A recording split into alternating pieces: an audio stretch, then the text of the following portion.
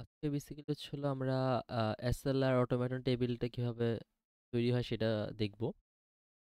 Mainly আজকে টপিকটা হচ্ছে আমাদের এসএলআর ওয়ান এটাকে নিয়ে।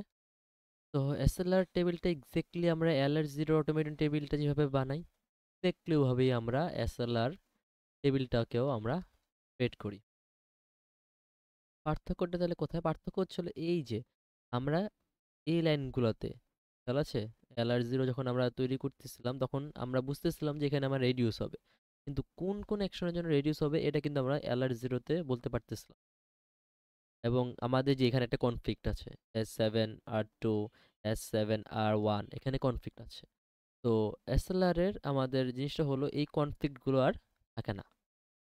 তো কিভাবে আমরা এই এলআর জিরোর এই টেবিলটাকে আমরা কিভাবে এসএলআর এ কনভার্ট করতে পারবো, তো সেইটাই বেসিক্যালি দেখি। এটা হবে আমাদের এসএলআর এবং এখানে হবে হচ্ছে কিভাবে এখান থেকে এটাকে তৈরি করতে পারবো সেটা। তো এটার জন্য আমাদের সবার আগে হলো ফলো, মানে ফার্স্ট এন্ড ফলোটা একটু বের করে নিতে হবে। এটা ক্ষেত্রে আমাদের একটা কাজ করলে সুবিধা যে আমরা জিরো দিয়ে একটা রুল আমরা অ্যাকচুয়ালি একটু লিখে নিই, যেটা বেটার হয়। সেটা হলো ই বার ই।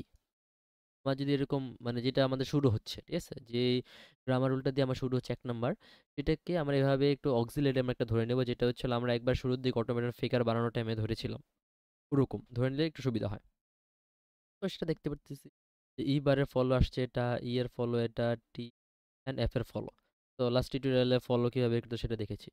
তো এখন হলো আমরা চলে আসি যে যেখানে যেখানে আমাদের বেসিক্যালি ইস্যুটা ছিল, যে এই যে রেডিউস। ওকে, তো আমরা রেডিউস কি করতেছি, আমরা R2 ফর্মুলাটাকে ফলো করে আমরা রেডিউস করতেছি না। সবার আগে আমি এগুলোকে মানে শিফট যেটা ছিল সেটাই, এটা শিফট শিফট 7 ছিল। তো শিফট যেটা ছিল সেটাই, শিফট 7। আমরা এখানে R2 রুলসটাকে ফলো করে আমরা রিমুভ করতেছিলাম। R2 রুলস আমাকে কি বলে? R2 রুলস আমাকে বলে ই টেন্স টু টি। তা আমরা কি করব, ই এর ফলো যেগুলা একমাত্র ওগুলাতেই আমরা R2 করব। অর্থাৎ ই এর ফলো কি পাচ্ছে, plus close parenthesis and dollar. তার মানে আমাদের R2টা বসবে plus closed parenthesis and dollar. এর আগে আবার কি ছিল, এর আগে কিন্তু সবগুলো অ্যাকশনের জন্য আমরা R2 বসেছিলাম, কিন্তু এসএলআর এর ক্ষেত্রে অনলি ফলো। হ্যাঁ, আমরা যে রুল দ্বারা রিডিউস করতেছি এই রুলের ভিতরে, ঠিক আছে, যেটা প্রোডাকশন হেড, ওইটার ফলো দ্বারা আমরা ফলোগুলো যে যেটা আছে অনলি সেগুলোতে আমরা বসাবো। আরেকটা যদি দেখাই, এখানে R4 করতেছিলাম তাই না, R4টা খেয়াল রাখলাম। ওকে, R4। হুম, তো আমরা R4 করতেছিলাম, লেটস চেক। এই যে R4 হলো এই রুলসটা। তো এখানে প্রশ্ন হেড কেটা, টি।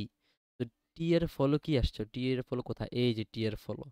তার মানে আমরা R4 করব কোন কোন জায়গায়, R4 করব স্টার, আর কোনটা করতেছে এখানে স্টার, দেন প্লাস R4, দেন ক্লোজ প্যারেনথেসিস R4, দেন কোথায় $R4। সো এই কয়েকটা জায়গায় R4 হবে, সব জায়গায় না হয়। তারপরে যে R6 এর জন্য এখানে R6,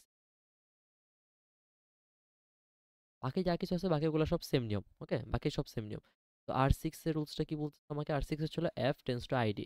তো এফ এর ফলো কে, এই যে এফ এর ফলো। তো এফ এর ফলো যেগুলো ওগুলাই আমরা হবে তো R6, তাই না। এফ এর ফলো বলতেছি স্টার R6, দেন বলতেছে প্লাস, দেন বলতেছে ক্লোজ প্যারেনথেসিস এখানে একটা R6 এন্ড ডলার এখানে একটা okay? তো এটা গেল। দেন এই যে अगेन এখানে আছে, তো ফেলি। তো এখানে কি হচ্ছিল, এখানে R1 হচ্ছিল। তো R1 এর রুলস কি বলে, এই যে R1 এর রুলস বলে এটা। তাহলে ই এর ফলো কই, এই যে ই এর ফলো। হ্যাঁ, তো ওগুলা তো আমরা কি বসাবো, R1 বসাবো। R1 এ প্লাস আছে, এখানে বসবে R1, ক্লোজ প্যারেনথেসিস এখানে বসবে R1 এন্ড ডলার, সো এখানে বসবে R1। ওকে, তো দেন R3,